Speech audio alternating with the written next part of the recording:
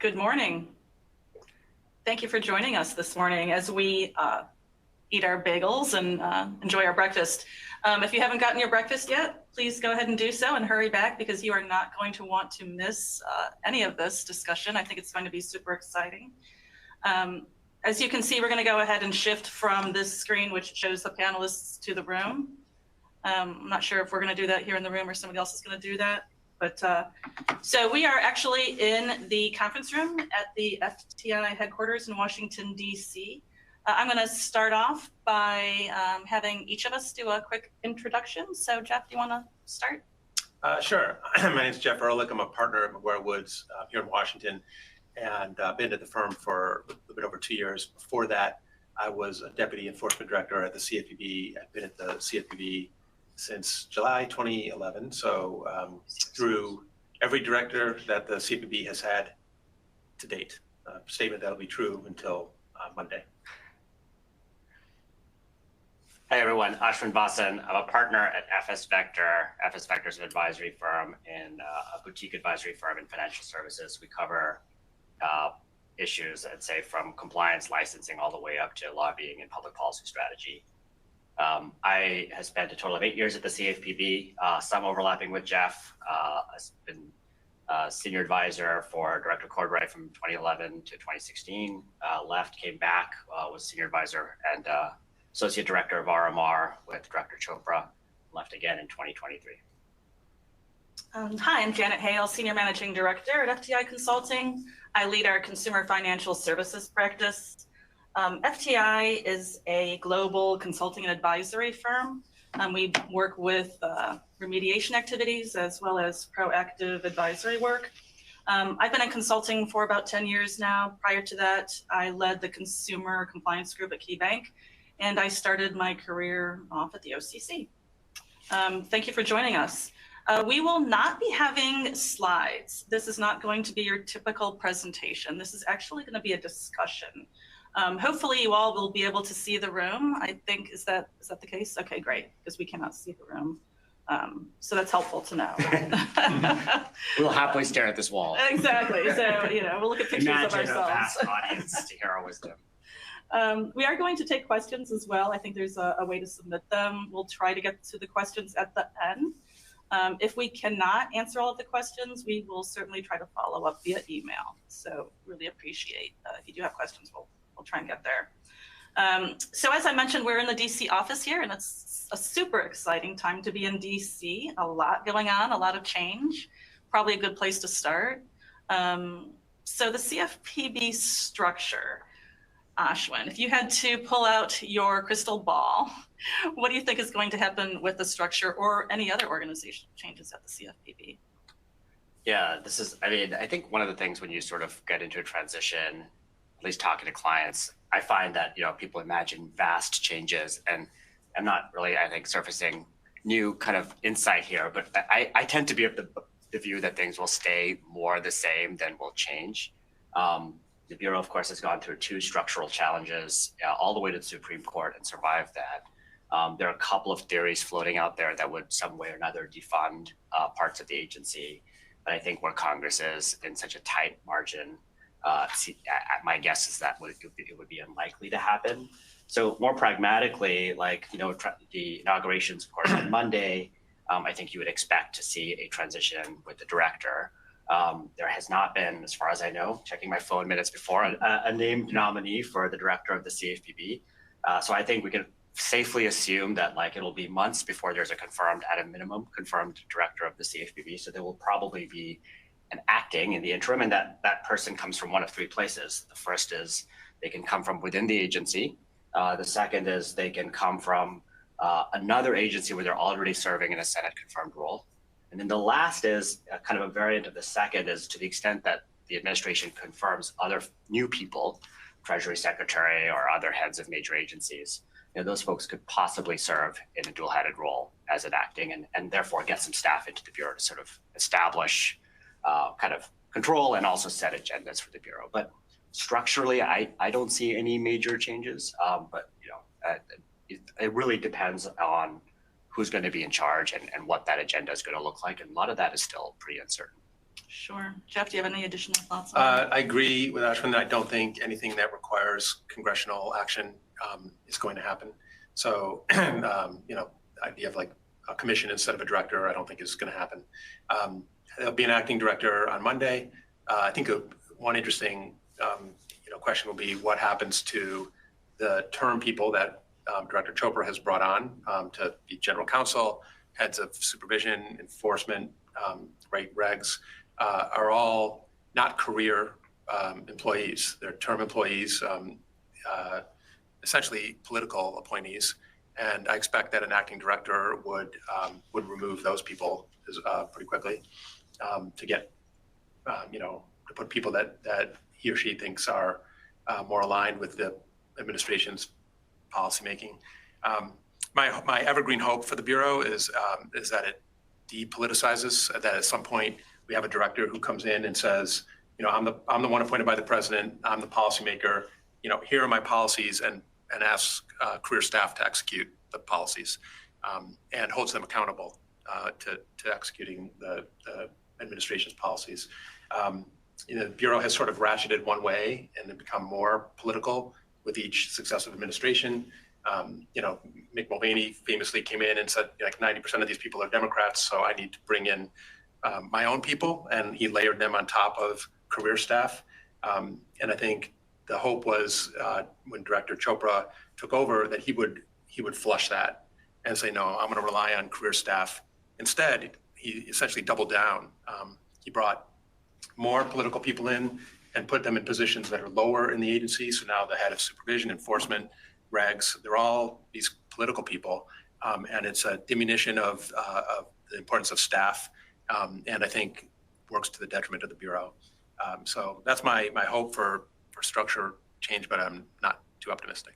So Jeff and I disagree on this point a little bit. I'm sure it won't be the first. And I don't think it's entirely maybe it's a matter of degree, right? I think the Bureau is 1,600 people, and there's not I've done private sector consulting my life before. There's not an organization I know where you can, get a new, say, CEO and expect that you'll be able to sort of just by stating it in the abstract, I want to win in this market or that market, that the existing set of team and staff is naturally going to sort of just do their job and get it done exactly the way you want it. Most organizations, if you hire a new CEO, you're going to need a certain number of new hires for that person to sort of come in and make sure that the details around effectuating an objective are actually implemented in sort of a fulsome way that you want. Time is limited for any administration.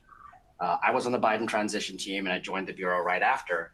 And you're very conscious on that first day that you have very limited time to execute, just in terms of 4 years, but also probably a limited window of political capital to get the boldest things done. And so it's really important, I think, for functioning of independent agencies or agencies in general, regardless of sort of kind of political policy preference, I think. I mean, you have an election, post the Supreme Court case, the CFPB director does change. I think it's important for our effective functioning of the agency and democracy for that person to be able to actually do something. I think we should all want government agencies that actually get objectives done. And so the current state of the Bureau, I think what Jeff's alluding to, is that realistically that first tier of executives in the Bureau will leave one way or another and be replaced, and will be open slots, and people can bring in new people. That doesn't change the fact that 95% of the staff is still a career staff, but it gives a little bit more what I kind of say management and operating leverage for the director to get their objectives done. So it is a difference of degree. I was before I was at the CFPB, I was at the Justice Department. When there's a change of administration, the director of the torts branch doesn't change.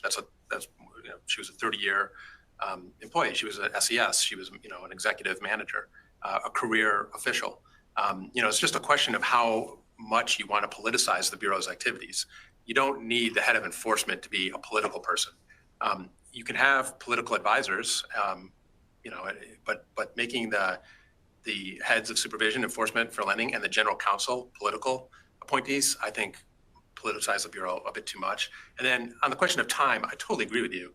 Like, that's one thing that I think people make a mistake. They come in and they they've got to hit the ground running. Even a Republican administration, like they're going to want to get in and undo things or do things their way.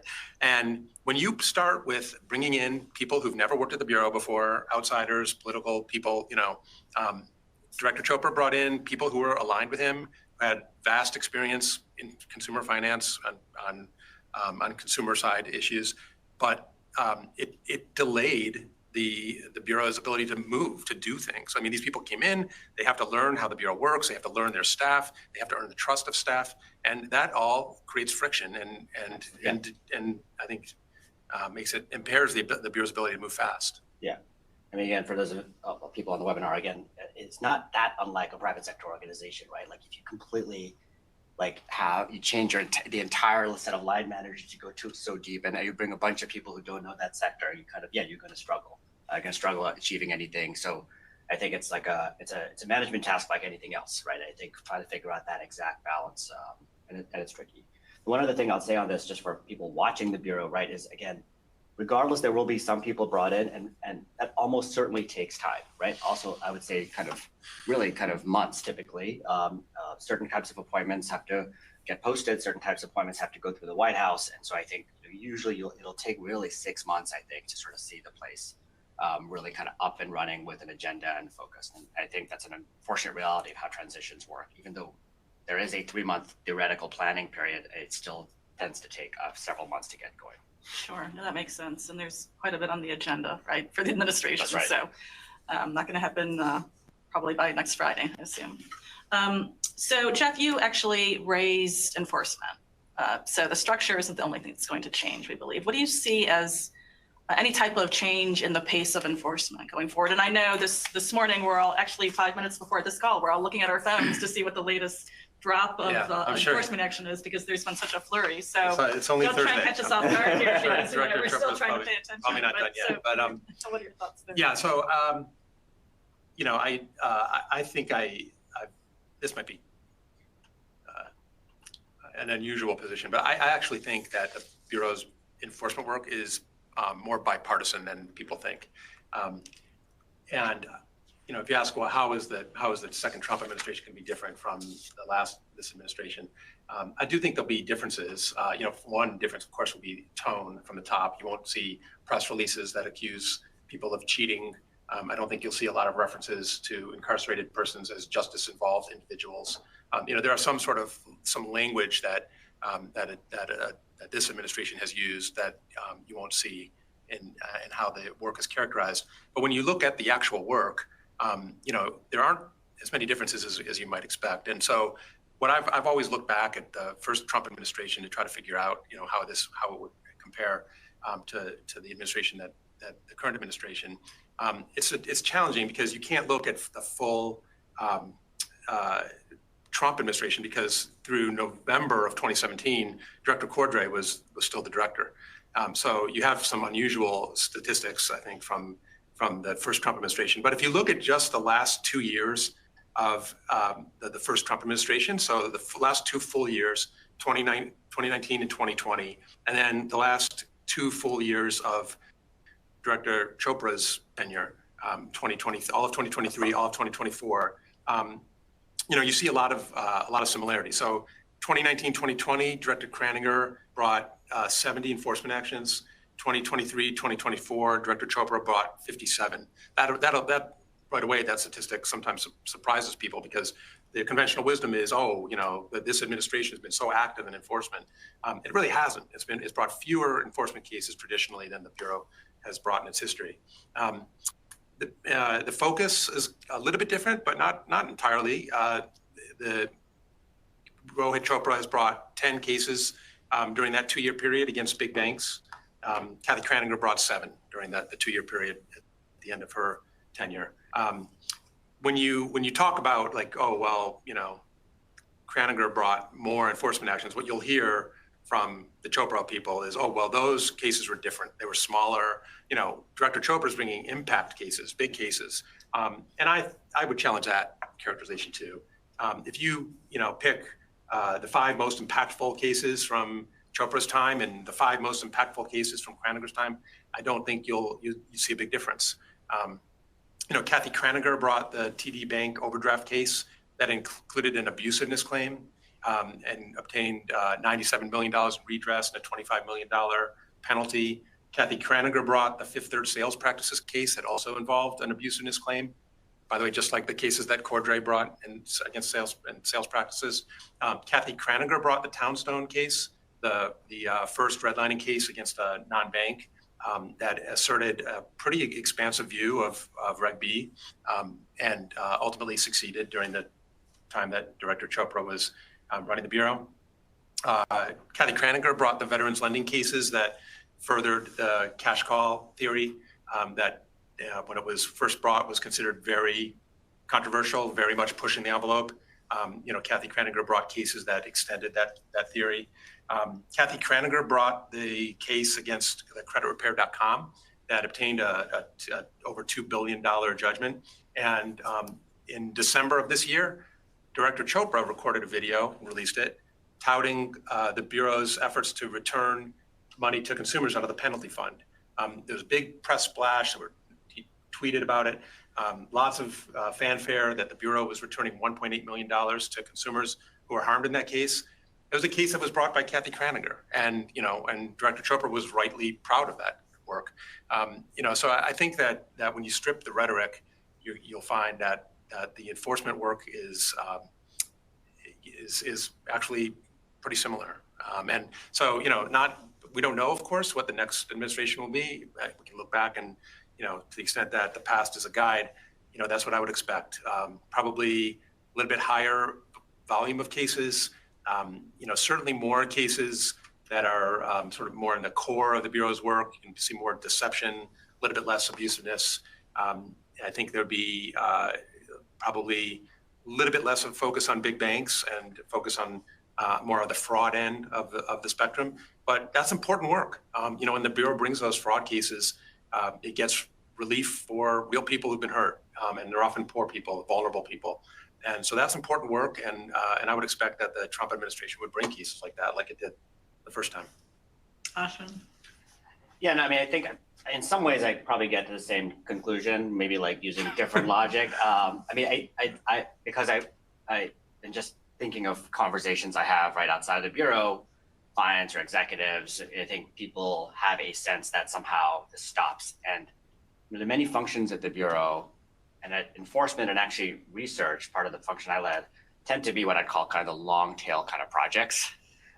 Once you decide to do something and start the process, it takes a really long time. And I'm not an expert. Jeff is the expert on enforcement, but the one thing I can definitely attest to is it feels like it always takes a really long time. And I'm sure outside counsel kind of know that going in, and the Bureau's enforcement team knows that. And so what you naturally have with administration changes is a substantial portion of that docket gets initiated in one place and matures in another. And so I think you'll probably see that again. You'll see the Bureau's actually hired a number of enforcement attorneys. I think they've been opening new investigations.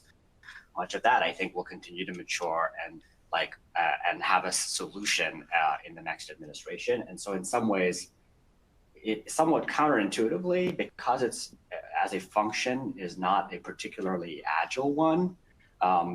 It's essentially backward looking. It's deep in sort of like finding facts. Something happened a long time ago and getting really precise on it.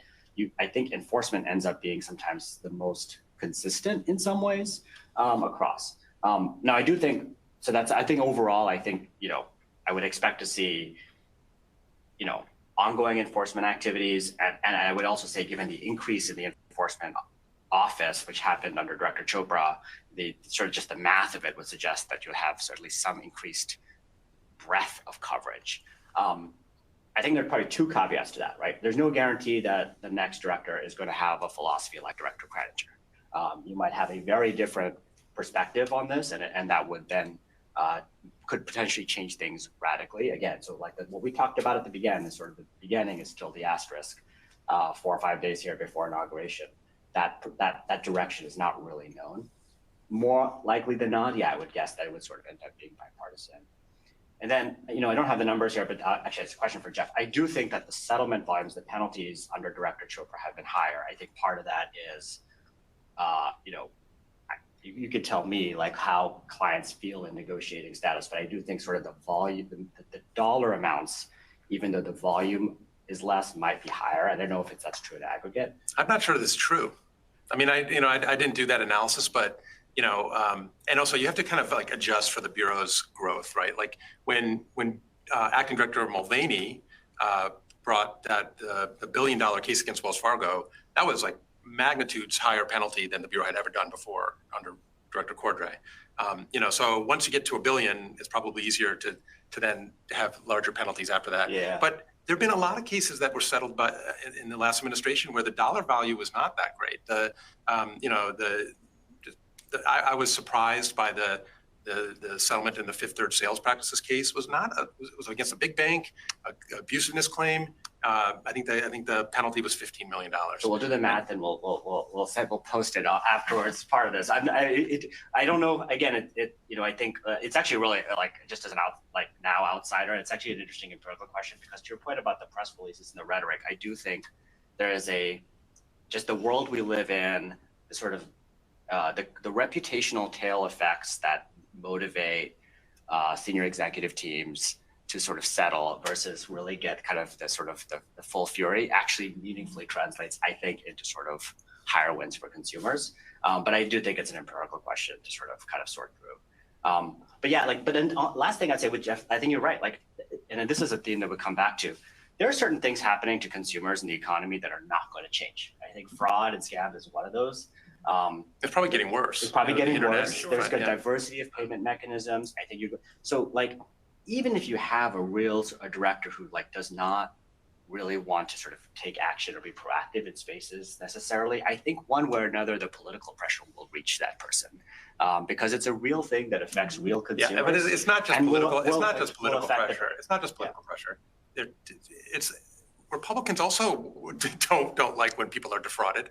It's not political pressure to bring cases. That's right. I mean, that's fair. It's not. Yeah, it's not. The general but I'm just saying, if you had someone who was essentially tear down the place, I think and those people do exist. Yeah. I think and say stop all investigations and just defund the enforcement division. Yeah. I still think there's a reality of when they get into office and when you take office like that and you have 1,700 employees and you have this mandate and you can do big things, the tendency is to do something. I completely agree. And when you look at the facts of certain cases and you talk to the experts and you see the authority and the mandate, what you're kind of charged with, I think more often than not, people find a way to make it their own, do something. Most people want to do something. Big Mulvaney had no issue with imposing that fine against Wells Fargo. I mean, he leaned into it, so.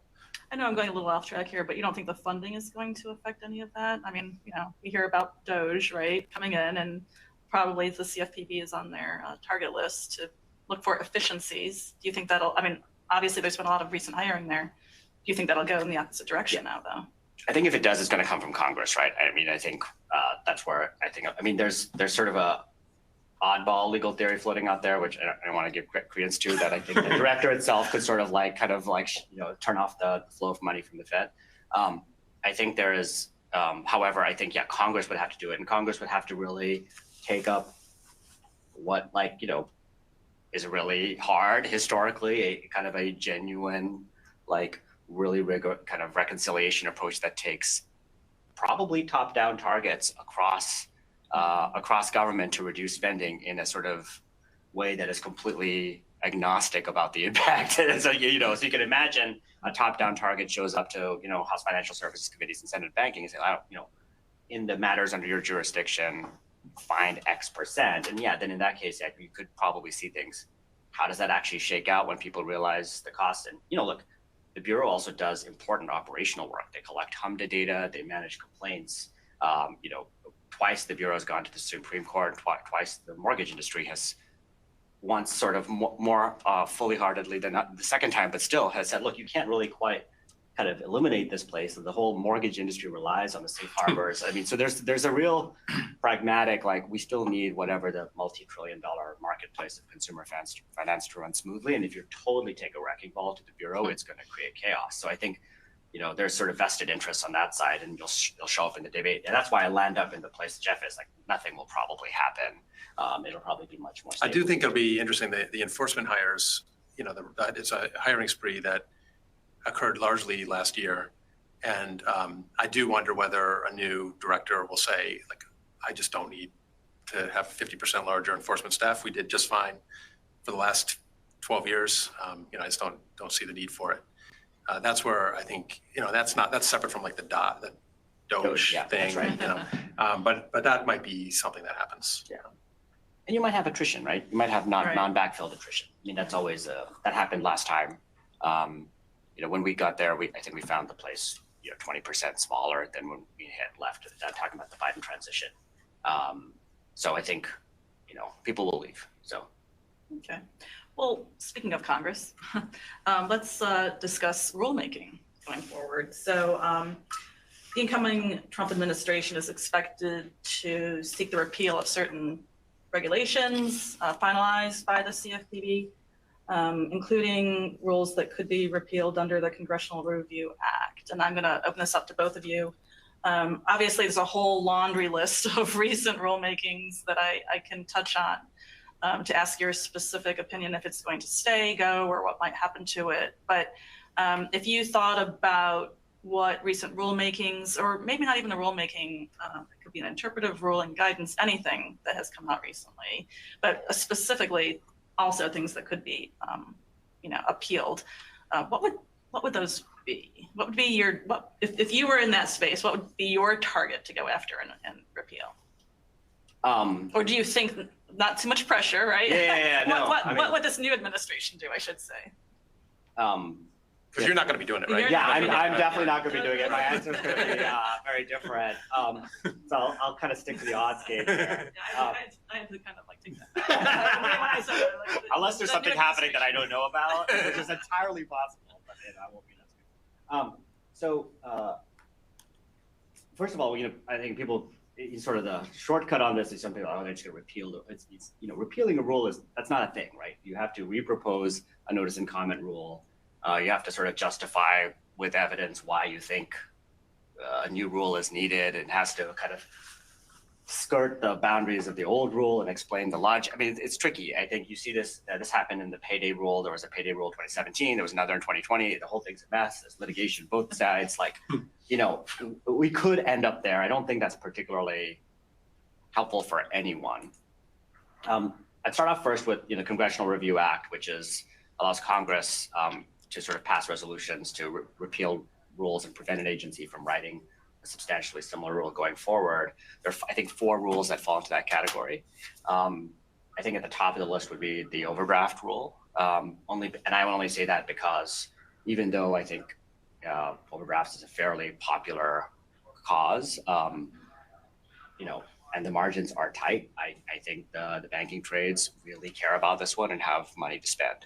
So I think I would sort of put that at the top. I think next is a rule on medical debt, which is in litigation. And I think all of these are in litigation.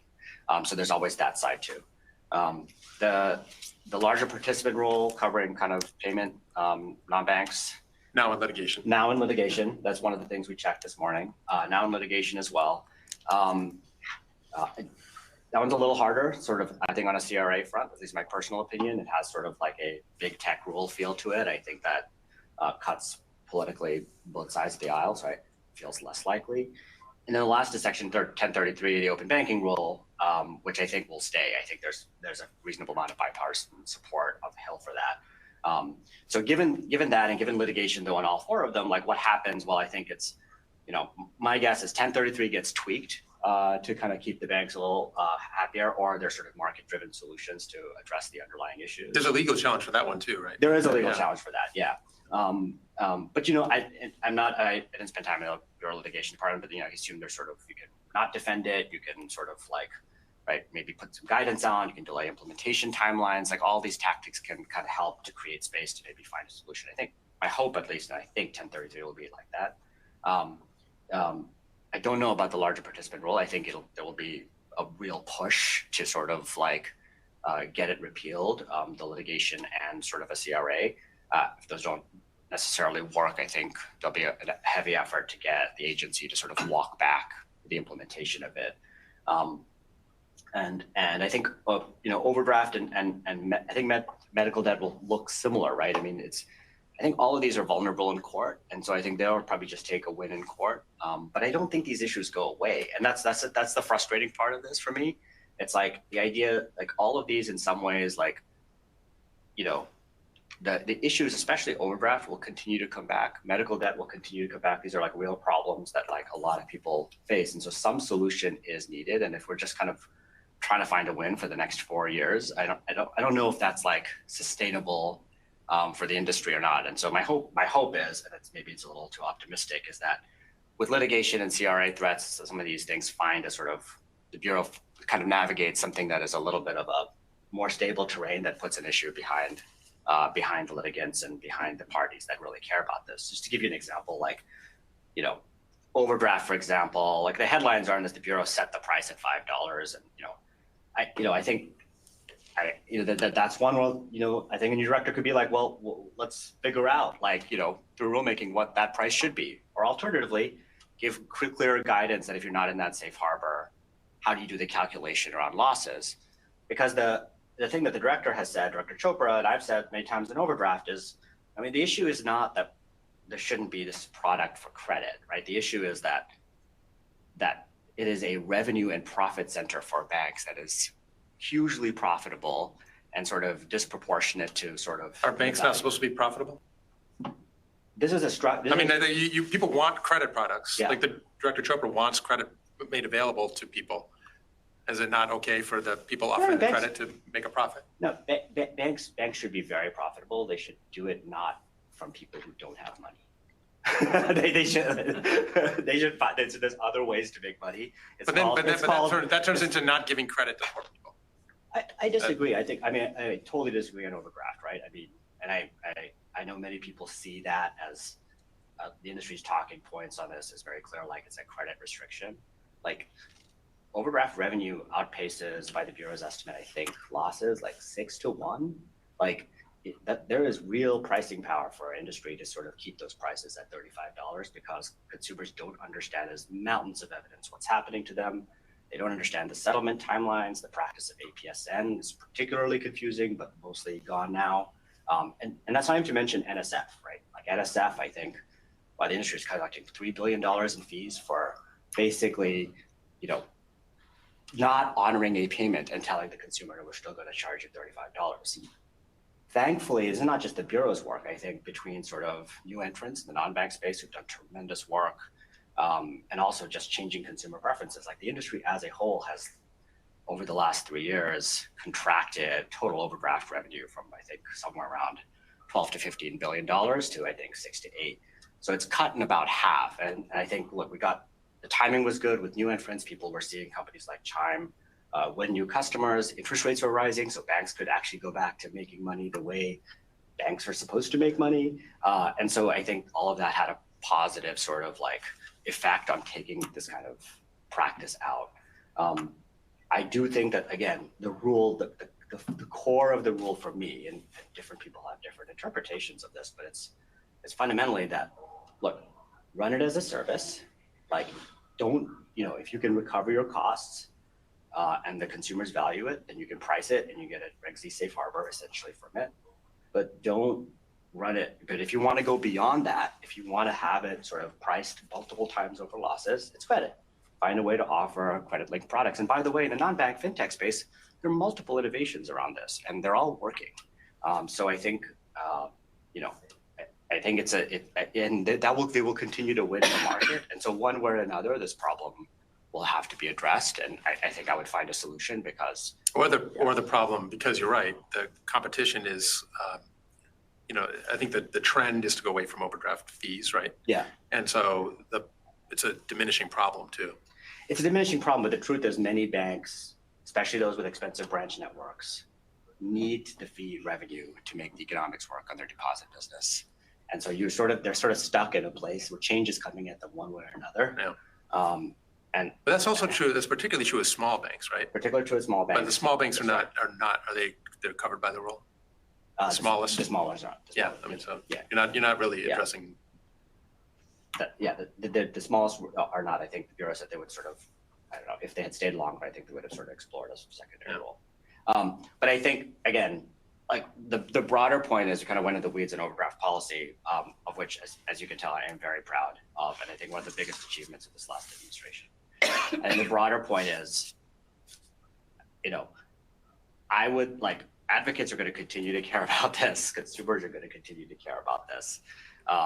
The market will continue to evolve. Like if I were, I mean, look, banking trades and others should and have a right to sue the bureau and challenge kind of APA grounds, et cetera.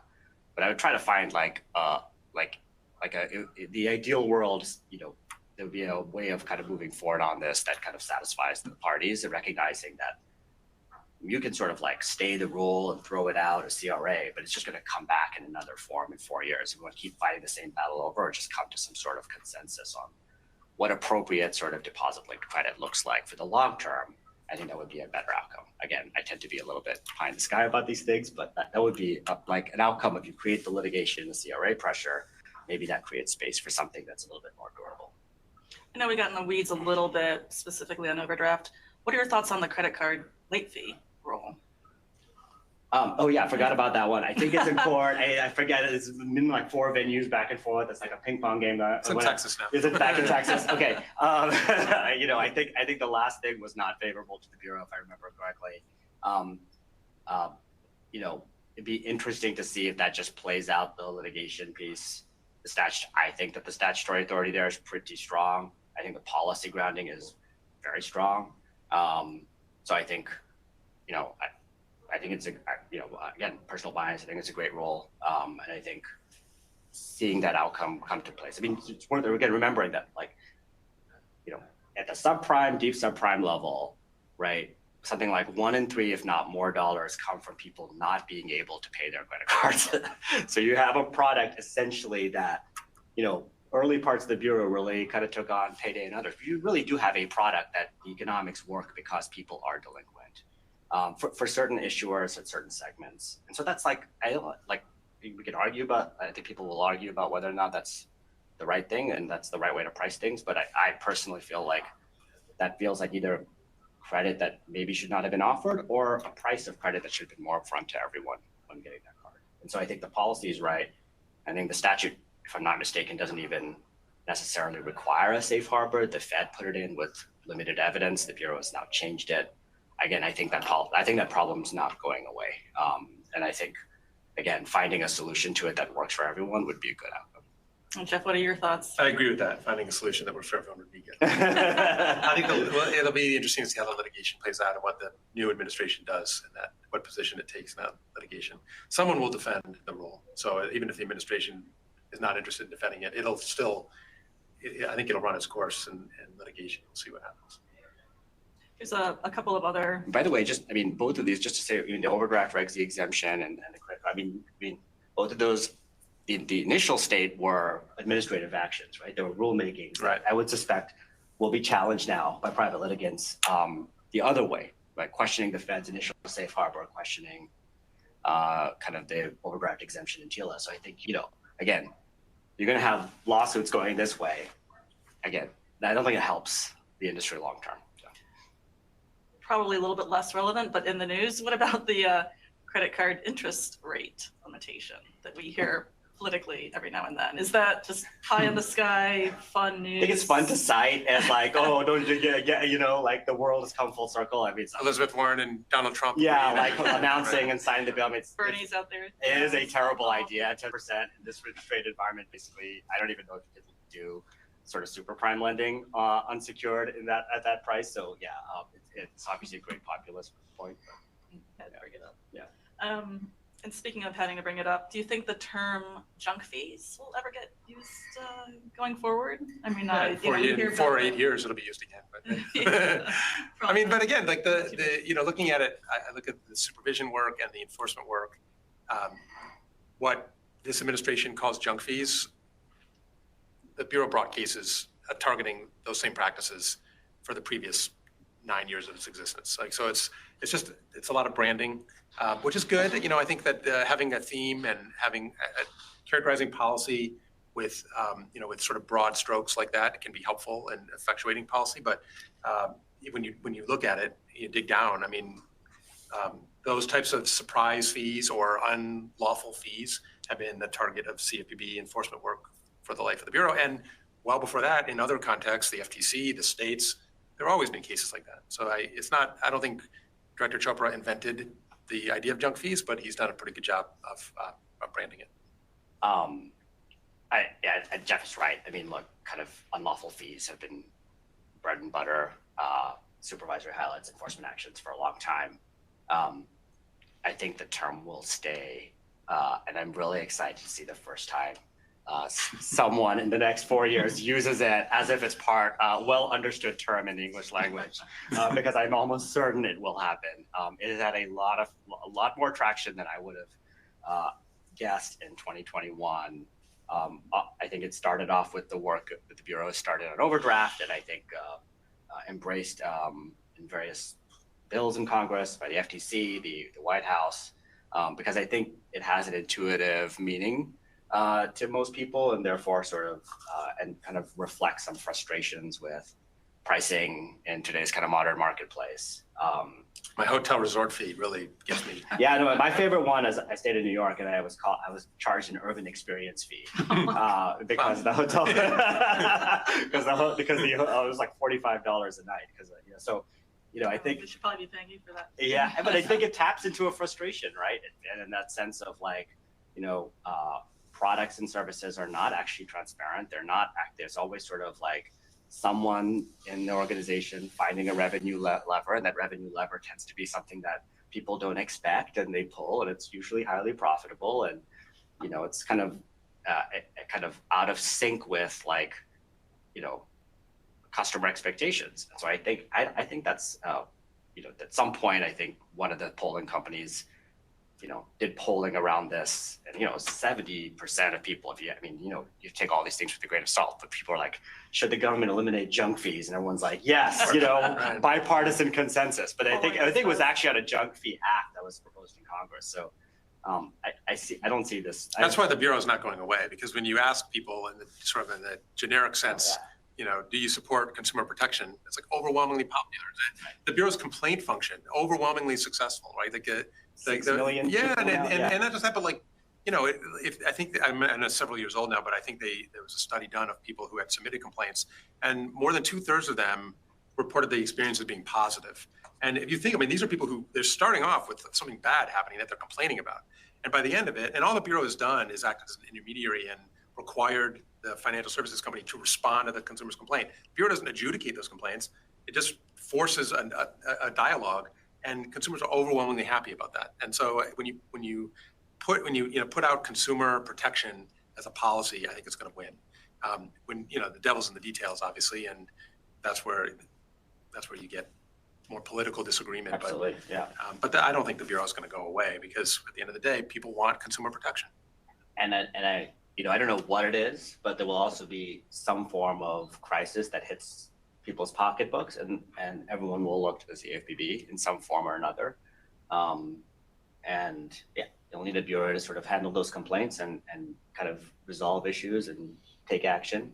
I think I saw a survey recently that, what are people's frustrations? It's fees and frauds and scams. It's like basic stuff that I think bother people about their banking, bank institutions still. And again, 6 million complaints or whatever on the portal. So it continues to sort of just have a basic resonance with the public, and I think that's a powerful thing. And so is, I would say, data, privacy, etc. So before we move on to our next topic, which is supervision, I did want to pick your brain a little bit on data brokers and the Fair Credit Reporting Act. What do you think is going to happen there? I think it's a proposal. I don't think it'll be finalized. I think it puts out some novel theories. A lot of what you're seeing in the last few weeks, I think, is getting on paper some thinking that I think can then be referenced at the state level, private litigants, or in Congress for bigger things. I don't think this is one. I might be wrong. There's a real expectation of that rule being finalized. But I think what the director's trying to do, the team's trying to do, is raise the issue. And I think there have been bills on Congress proposed that also address some issues around data brokers. Whether or not that's going to be a priority, feels unlikely in the first year, but it might surface. And I think, sometimes having some thinking out there and a community of people engaged on it helps get legislation to the IPA. I don't think the data broker rule will become final. I think the risk from this administration's perspective is that the new administration will take that rulemaking, will receive comments, and will write a robust argument for why it does not have authority under the Fair Credit Reporting Act to do something like this. And I think that could impair future efforts to have a data broker rule. So, I think there's some risk in starting a rulemaking that you're not going to get to see through to the end. But I think the FCRA pieces were probably so novel that it probably was going to end up in Congress one way or another. Even if it got finalized, probably sued, right? And then, so again, it's just trying to raise the issue and bring some facts to this sort of issue. But that said, I think if Harris had won, they would have seen this rule through to the end, and there would have been a rule. It would have been a rule. It would have been sued, and then probably ended up in Congress anyway. So, the state of the administrative state right now is such that, some of these things, even the guidance documents, are almost just offering. By the way, the guidance documents, the informal guidance, the interpretive rules, the blogs, the advisory opinions, all that stuff is gone, right? Day one. Yes, with the caveat that things are always harder than they seem. But I would think that a lot of them are. The Bureau put out a compendium of the guidance documents and circulars, bulletins, gone, right? I only hesitate because I think things are I'm trying to think of something that there may be things that if they do it as if someone's really focused and they say do it as a clean sweep, revoking everything, maybe. But I'm not sure. There are courts now that have sort of affirmed some of the stuff, and and then there's I think some stuff you're really going to undo the surprise overdraft circular. I don't know. It feels like the practice is gone. You just want to allow APSN back in the market. Maybe, I don't know. Just feels like each policy issue is kind of complicated. So. I do want to move on to supervision eventually, but I can't help but ask another question in this regard. Non-bank registry of enforcement actions. I'll let Jeff take this. What do you think, Jeff? I can't imagine. So that rule is effective now. I can't imagine that the new administration wants to do that. So that would take a rulemaking to undo it, a notice and comment rulemaking, and they might do that. But the problem is right now the rule's on the books, and if people don't comply with it, that they're not complying with a Bureau rule. And even if the Bureau says we don't care, we're not going to enforce it, the states can enforce it against the non-banks. And so if the new administration doesn't like that rule, they've got to do something about it. I think a notice and comment rulemaking probably be it. Okay, so let's move on to supervision. So what are your thoughts, and either one of you can answer, obviously. This is a discussion, so I shouldn't even say it's a question and answer period, or true discussion. But what are your thoughts on what the CFPB supervision will look like going forward? Will the CFPB shift course in its prioritization, or will they look at different entities than they're looking at currently? What do you think that's going to look like? Different priorities. You go first. All right. I don't know. So I don't know that much about whether the priorities will shift. There will definitely be a different approach to supervision. This administration has taken a very robust. It's in some ways it parallels the enforcement work that they've done. Most of it is the same across administrations. Some of it is very forward-leaning. I've seen supervisory letters that include MRAs that require companies to abide by laws that the company does not think apply to them. The Bureau wrote about this in supervisory highlights about a buy now, pay later company that was issued an MRA to comply with the Bureau's interpretive rule on BNPL that requires them to comply with TILA as though they were a credit card company. I've seen student loan companies receive MRAs requiring them to apply the Holder Act, the Holder Rule rather, in a context other than litigation. I've seen a company that does not consider itself to be a credit reporting agency receive an MRA asking, what is the gap between your practices and what FCRA requires, and what steps are you going to take to comply with FCRA? That's there's a real serious legal question. I don't think it's that serious because I don't think figure applies, but the minimum is a serious legal question as to whether this law applies to this company, and yet that the Bureau is trying to accomplish that through its supervision program. I think you will not see that. I don't think the Bureau is going to push the envelope in that way. I don't think they're going to do it in enforcement, and I think that will stop in supervision, and I think it'll stop soon, like day one. I think some of those companies are raising these issues. They're appealing the supervisory findings. I think they're not going to comply with the MRAs, and eventually, new administration is going to have to decide what to do with that, and I think they will pull back on those. Yeah, I agree with that. I think if you look at the last 3 years, that sort of more muscular sense approach within examinations has been a theme. The use of the so-called dormant authority, which if we've talked about it so much, we really shouldn't call it dormant, but we don't really have a better name still for it. But the orders to sort of poses risk-based supervision. Yeah. A couple of for. By the way, it's all risk-based supervision. Poses risk. Poses risk. Yeah. That's right. I do think like some of these things, like I think supervision is so powerful in some ways. It works for both the examiner and sort of the institution because it's confidential, because you can resolve issues, you can have an honest conversation, and yet I think like people feel it looks more like enforcement, to Jeff's point, over the last few years. Well, why did Director Chopra issue the interpretive rule that allowed him to make public the orders finding that a company poses risk? Because it's contrary to, as you just said, the whole notion of supervision is confidential, free exchange between the entity and the regulator, and then the Bureau puts out a new rule that allows him to make public. As he did, there have been two now. There have been two now. That's right. So why? If they disagree. Yeah, why do that? Yeah, to get them to consent to supervision, right? And I think, I think it's sort of not a big surprise. And for those two public ones, myriad others that are not public, and I think there's a benefit to companies on that. I think you do that, and you sort of push the legal envelope. I think it reduces sort of trust in the ecosystem and the institutions, and I think it's probably something I would definitely see kind of is pulled back a little bit. The other big question on and back to prioritization, I would assume that the Bureau still runs its kind of risk-based prioritization system, looks at complaints, looks at the markets, looks at entities under supervision, prioritizes exams, on a whatever 18-month cycle essentially, and that will sort of move forward as is. There might be certain sort of markets where like a lot of activity hasn't really taken place in a while that might be sort of resurfaced. And the bigger question for me on this one is, when Title 10 was passed, I think, if we were talking about this, I'm going to get it wrong again, was when non-bank mortgage companies, payday lenders, and private student loans were the enumerated markets that were covered under non-bank supervision, along with things that can be designated under larger participant rule.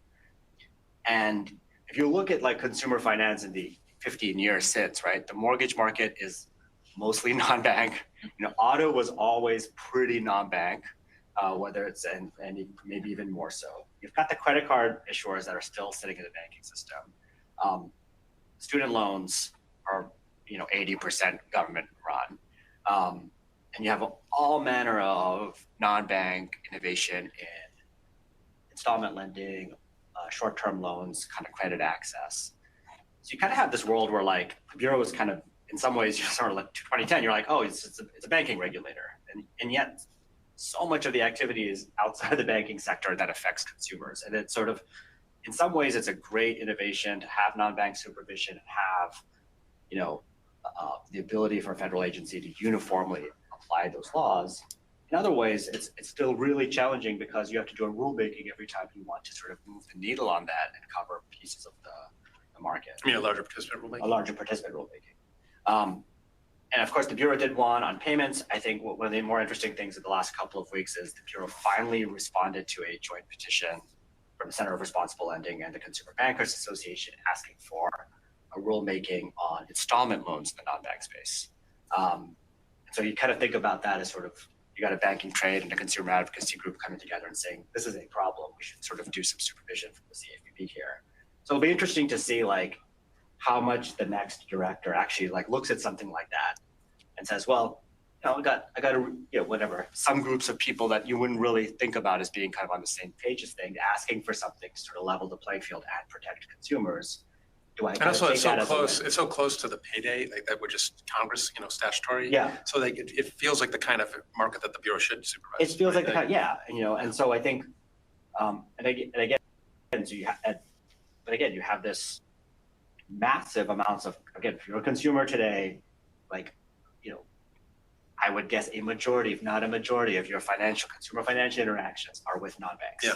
And so like to sort of still kind of really think about, is that part of the Bureau's mandate kind of appropriately done and kind of appropriately executed? It'll be an ongoing question.